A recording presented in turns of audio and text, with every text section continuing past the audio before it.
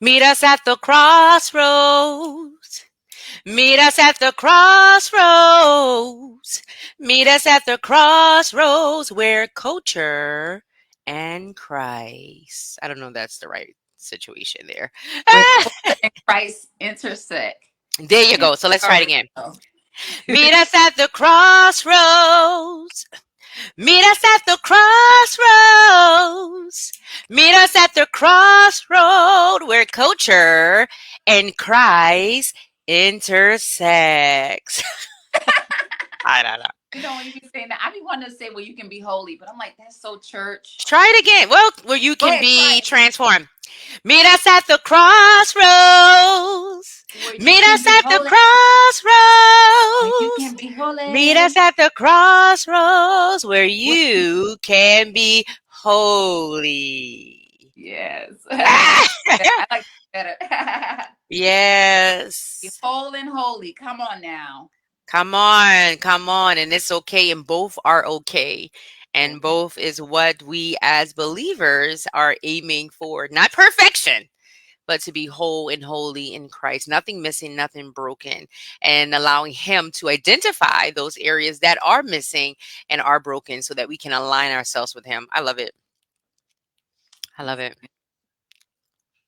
So listen, we are here today. We know that it's Memorial Day weekend and we know people have plans and things of that nature. So we're definitely going to not going to be on here long, but we want to be short and strong on today. And my name is Dr. Terrell Ravenel. I am the founder, visionary CEO of Wives Who Win, helping wives to transform their lives so that they're in a better position to help transform the relationships around them. When they transform, everything around them must transform. So that's what God has called me to do.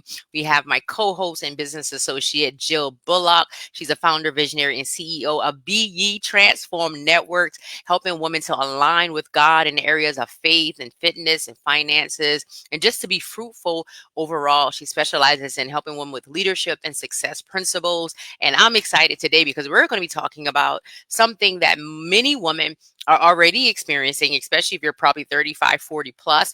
And if you're not there yet, just hold on to your horses because at some point in life, you're going to experience these. And I believe that one of these four areas that we're going to briefly discuss on today, at some point in your life, you're going to encounter this. So we're going to get right into it. We're talking about the balancing act on today, Jill. And oh my God, I know we used to say things like, I am a multitasker and, I balance this and I balance that. And I don't know what happened when, Jill, but at some point in my life, I stopped saying that. I stopped saying I was a multitasker. I stopped saying that I was a superwoman. I stopped saying that I could do all the things for everybody because it was absolutely not true, right? So let's get into the conversation today, Mrs. Bullock. Let's do it. I'm excited. And I want to say kudos to you for, we didn't rehearse the song. You just tried it out and having the bravery and courage to just say, let's just see if we can get the song together.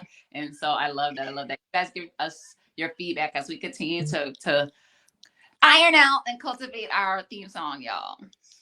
Absolutely. Absolutely. You're welcome.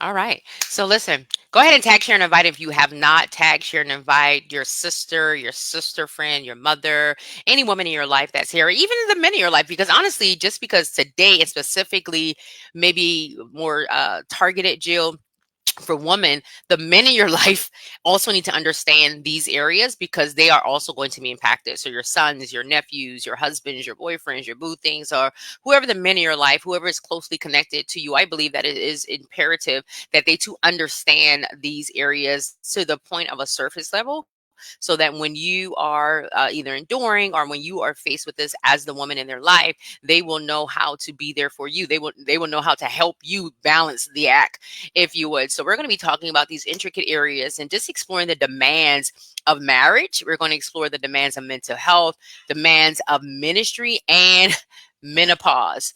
So how do we navigate through all these demands in life that will happen at some point in our life, one or more of these things or all of these things for many of us, without neglecting to take care of ourselves? We know that the month of May is still mental health awareness month. So we couldn't end on a note without really talking about how are we taking care of our whole self when we have all of these things to do. In Jill, in pictures, women are always depicted as the one that's carrying all of the weight, right? We have all of the baggage, you have all of the suitcase, you have the children on top of the suitcase, you have a bowl, if you would, on your head, more so in the African culture, you'll see pictures like that.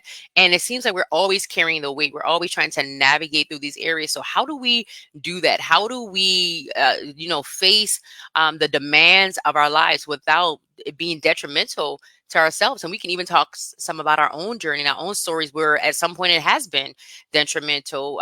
Some point we probably did not confront some of the things that we may have been dealing with internally or even mentally because we were too busy trying to change the world or chase the world. Oh, that's a Oh, whole come nother on. conversation. That'd be, I just recently, and I want this to, and I think you too, this to be like just really conversational.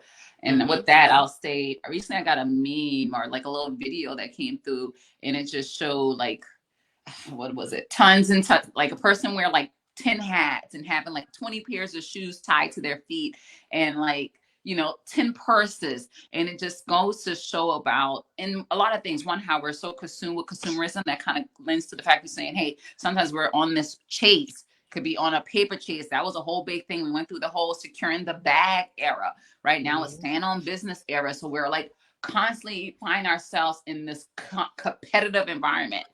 And I think it's a result of one, just being in America where we're really economics driven, right? It's very capitalistic society that drives that.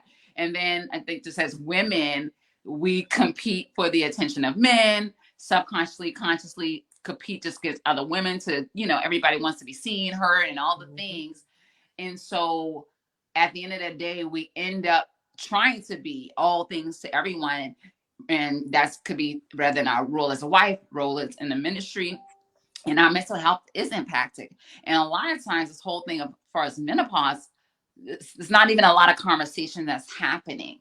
And the age of where that can start is such